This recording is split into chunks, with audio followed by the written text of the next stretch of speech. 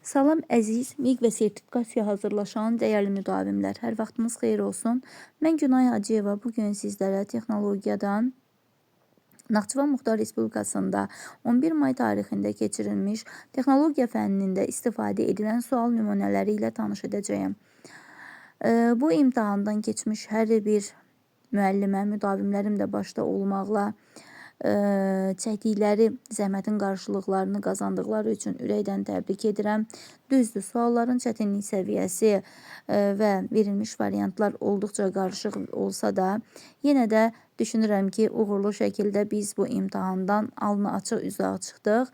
Bu arada qeyd edim ki, müdavimlərimdən Şəlalə müəllimə 51 bal, xanım müəllimə 50 bal, Firuzə müəllimə 50 bal, Dilrubə müəllimə 47 bal, Rübabə müəllimə 45 bal və Nabat müəllimə 40 bal olmaqla müəyyən nəticələr əldə etmişdilər. Topladıqları nəticələrdən asılı olmayaraq hər biri mənim üçün dəyərlidir, əzizdir. İndi gəlin keçək müəllimlər sual nümunələrinə və izahlarına. İlk başlayaq birinci sualımızdan. Barabanın fırlanması nəticəsində yaranan titrəyişi nə sabitləyir? Biz bilirik ki, balqabıyan maşınlarda yaylar mövcud idi və bu yaylar nə üçün idi? Titrəyişi sabitləmək üçün idi. 8-ci sinifin 16-cı mövzusunda olan sualdır. Baxaq növbəti sualımıza. Yuma prosesinə nəzarət edir, yumanı həyata keçirir.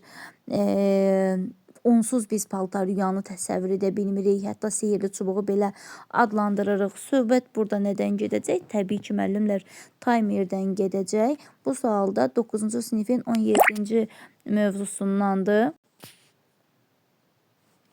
Aha. Oymanı görən kimdir? Oyma.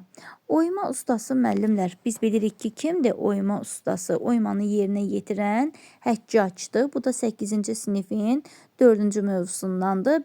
Bu cürünə sizlər üçün uyğunlaşdırmışam ki, hansı sinifdən daha çox sual düşdüyünü biz bilək, biz ümumi bir statistika çıxarda bilək. Deməli, hal-hazırda 8-ci sinifdən 2 sual, 9-dan isə 1 sual bizi qarşıladı. Toyuqların yumurtlama dövrü nə qədərdir? Toyuqların ən məhsuldar yumurtlama dövrü 1-4 ildir. Bu da 7-ci sinifdən olan sual nümunəmizdir.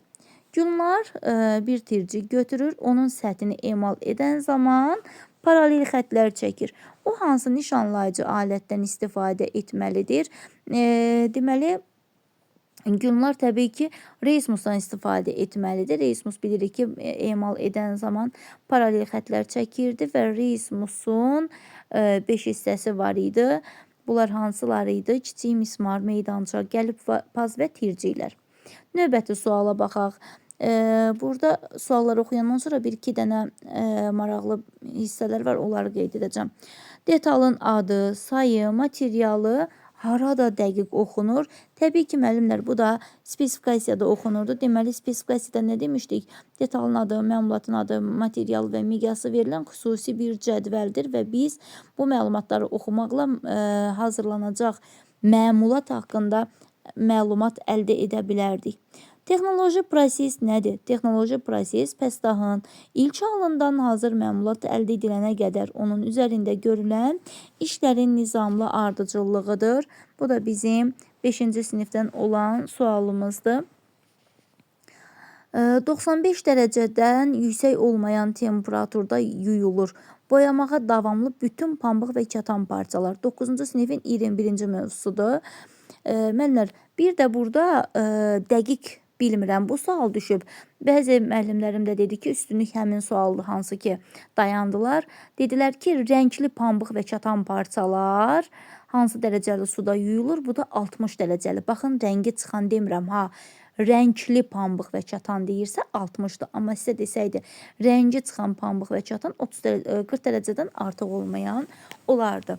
Şprislər nədən hazırlanır? Şprislər plastik kütlənin bir növü olan polipropilendən hazırlanır. Polipropilen nə idi? Polipropilen polietilenə nisbətən şaxtaya davamlılığı az idi. Alimlər belə hesab edirdi ki, hətta o Qida üçün tam təhlükəsiz idi. Vidrələr, yoğurt stəkanları, şprislər, oyuncaqlar, hətta deyir, avtomobilin banlarında da bundan istifadə edirdilər. Deməli, bu da 9-cu sinifin 9-cu mövzusuna aid sualdır.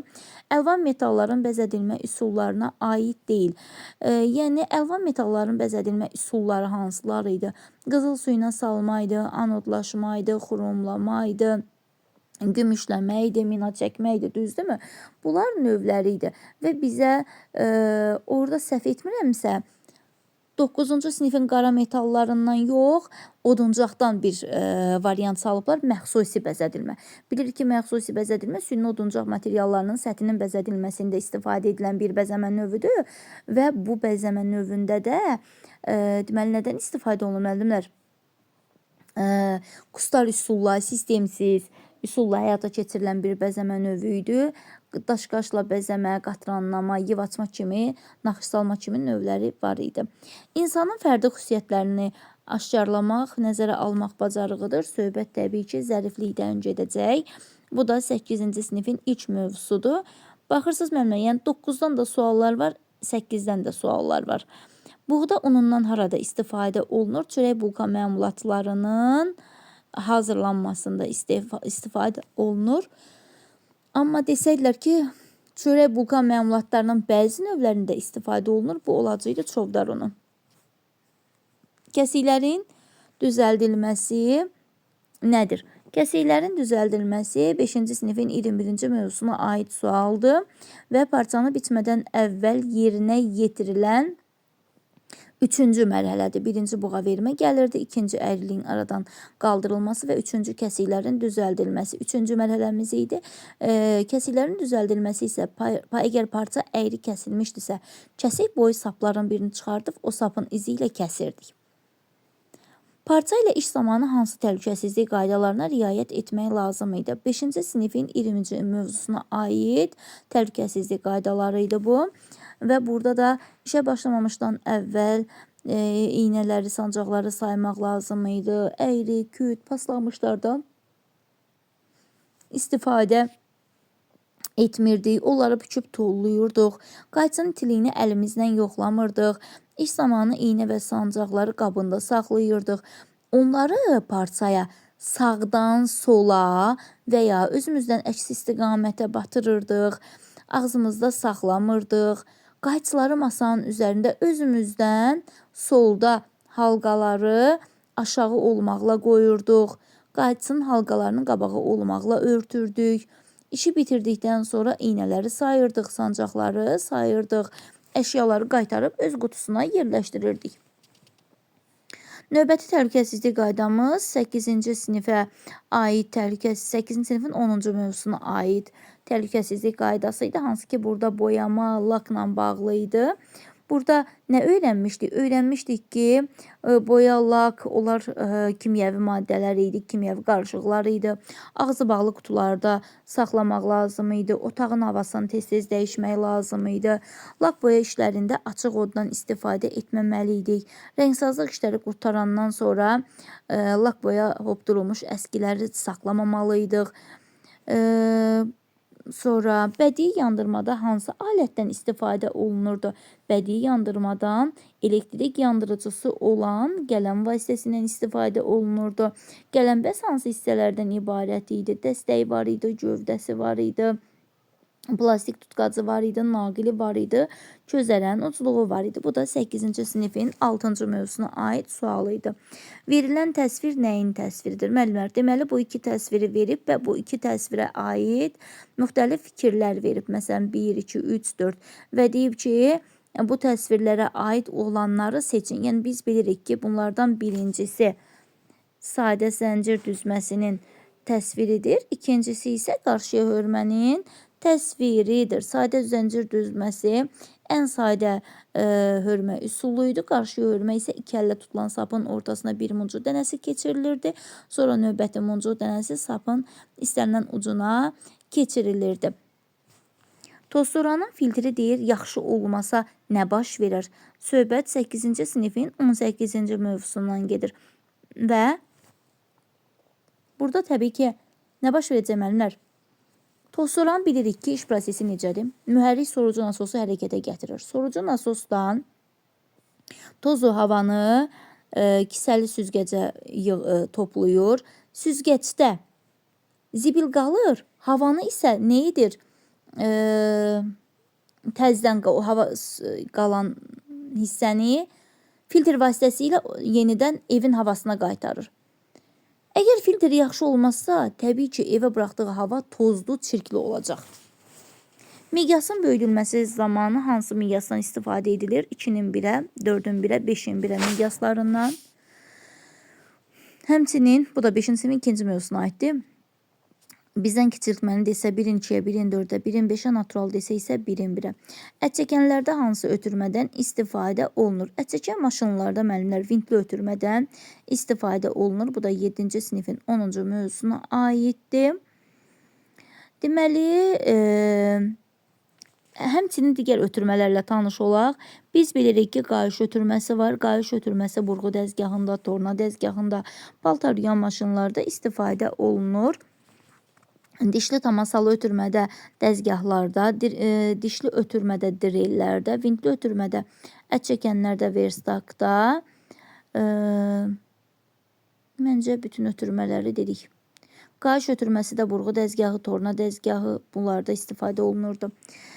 Müəllimlər, texniki təsvirə aid sual düşüb, burada da klaster kimi düşüb. Texniki təsvir ortada verilib və kənarlarda 1, 2, 3, 4 rəqəmlər qoyulub. Və həm texniki təsvirə aid xüsusiyyətlər yazılıb, həm eskizə aid xüsusiyyətlər yazılıb. Və deyir ki, klasterdə verilənlərdən hansı texniki təsvirə aiddir? Texniki təsvirdə bilirik ki, tərəflər arasında nisbət nəzərə alınmaqla məlumatın materialı və ölçüləri göstərilməklə əli ilə yerinə yetirilir. Həcmli 3 tərəfli təsvirimizdir. Texnoloji sənədlərə nələr aiddir? Texnoloji sənədləri qrafik və mətin sənədləridir. Texnoloji sənədlərə düşən cavab buydu ki, əməliyyat xəritəsi, texnoloji xəritə və marşrut xəritəsi. Variant olaraq da texnoloji prosesi veribdir. Deyir, şagird pomidor toxumlarını manqan məhlulunda saxlayır. Yəni, bu situasiya kimi düşür. Və deyir, toxumlar üzə çıxır. Bu zaman uşaq nə etməlidir? Təbii ki, üzə çıxmış toxumları su ilə bərabər atmalıdır. Bir də belə bir situasiya kimi də düşə bilər ki, bu situasiya sizə mən özüm yazmışam burada. Nurlan deyir, pomidor toxumlarını 2-3 saat isitmədə saxladı, 30 dəqiqə bənövşəyə manqan məhlulunda saxladı. Üzə çıxan toxumları yudu, salfetə quruladı, əkdi. Lakin 4-6 gündən sonra cücərtlər çıxmadı. Səbəb nə idi? Çünki üzə çıxan yox, dibə batan toxumları əkməli idi. Bu terbrutlar süfrəyə verilməzdən neçə dəqiqə əvvəl hazırlanırdı? 30 dəqiqə əvvəl hazırlanmalı idi. Xətlərin növlərini uyğunlaşdırın. 5-ci sinifin 3-cü mövzusundandır. Baxın, müəllimlər, 5-ci sinifin tək 3 mövzusundan 4 dənə sual düşdü. Bayaq sizə vurğulamaq istədiyim buydu. 5-ci sinifin tək 3 mövzusundan 4 dənə sual. Və bizə də düşəcək müəllimlər 5-ci sinifin üzr istəyirəm 2-ci mövzusundan. 3-cü yox, 2-ci mövzusundan. Qrafik təsvirlər olan dərsdən. 50 sualın 4-ünü o dərs təşkil edib. Texniki təsvirə aid sual, xətlərə aid sual, spesifikasiya və bir də xətlər. Xətlər, spesifikasiya, texniki təsvir, miqyas 4 dənə. Bir dənə mövzudan düz 4 dənə sual düşüb. Xətlərin növlərini uyğunlaşdırın. Deməli, xətlərin növləri detalın qonduru bütöv əsas, çıxarılan və ölçü göstərən bütöv nazik, simmetriya oxu iştirik nöqtəli və dəliyin görünməyən konturu iştirikli xətlə göstərilirdi. Uyğunlaşdırın. 5-ci sinifin 12-ci mövzusudur bu da. Deməli, birincisi olacaq nə? Birincisi olacaq spiralvari, ikincisi mərkəzvari, üçüncüsü şinekvari və dördüncüsü nəhayət qaşıqvari. Uyğunlaşdırın. 5-ci sinifin 11-ci mövzusuna aid yonulcu alətlər verilib və bu yonulcu alətləri biz uyğunlaşdırmalıyıq. Burada A olacaq şerxebel, B rəndə, C isə fuqan. Fərdi sahibkarlığa aid olanları seçin. Fərdi sahibkarlıq, bir var fərdi sahibkarlıq müəllimlər, bir var ailəvi sahibkarlıq. Fərdi sahibkarlıq nə idi? Şəxsən öz hesabına müstəqil qərar çıxarırdı, öz hesabına məsuliyyət daşıyırdı, fiziki şəxs hesabı olunurdu, vergi ödəyirdi, Vergisini ödədikdən sonra deyir qalan pulu öz istədiyi kimi xərcləyə bilərdi. Bunlar fərdi sahibkarlığa aid idi. Laton nədən hazırlanır? Laton mis və singin ərintisindən yaranır. Sarı rəngli metaldır. Finlə sətin qızdırılması zamanı nə zaman təmizlənməlidir? Deməli, finlə sətin qızdırılması zamanı boya qabaranda və dərhal təmizlənməli idi. Yəni, gözləmək lazım deyildi. Soymamış təmizləmək lazım idi. Fanerin alınma ardıcıllığı necə idi? Şpon lenti müvafiq ölçüdə kəsilir. Quruducu kameralarda qurudulur. Yapışqan çəkilir, perpendikulyar olmaq şərti ilə yapışdırılırdı. Hissələri ardıcıllıqla qeyd edin. Burada deməli, üstdən qoyulma kilidin quruluşu verilib. Gövdə, silindrik mexanizm, halqa, dil, kilidləmə tamasası, bərkidici lövhələr və siyirmə olmaqla 7 hissədən ibarət idi. Bir də qeyd etməyi unutduğum bir sual var ki, müəllimlər, bu da 5-ci sinifdən heç bir sual yox. 6-cı sinifdən direllər mövzusu var ki, oradan da bir sual düşüb, hansı ki bizdən ən sadə variantını soruşur. Bu da təbii ki döyəcləyicisiz direldir. Döyəcləyicisiz direl ən sadə variantı idi. Yüngül bərpa bəzə işlərində istifadə edilirdi. Ola bilər hər hansı bir sual yaddan çıxıb qala bilər, amma çalışdığım qədər bütün sualları sizin üçün ətraflı şəkildə qeyd etmişəm. İnşallah qarşıdan gələn öz sertifikasiya imtahanımızda da bütün müəllimlərə ürəkdən uğurlar arzu edirəm. Həmçinin də MİQ imtahanına hazırlaşan müdavimlərə ürəkdən uğurlar arzu edirəm ki, hər biriniz nail olacağınız nəticənin sevincini qat-baqat yaşayasınız. Hər kəs öz zəhmətinin qarşılığını inşallah ki alar.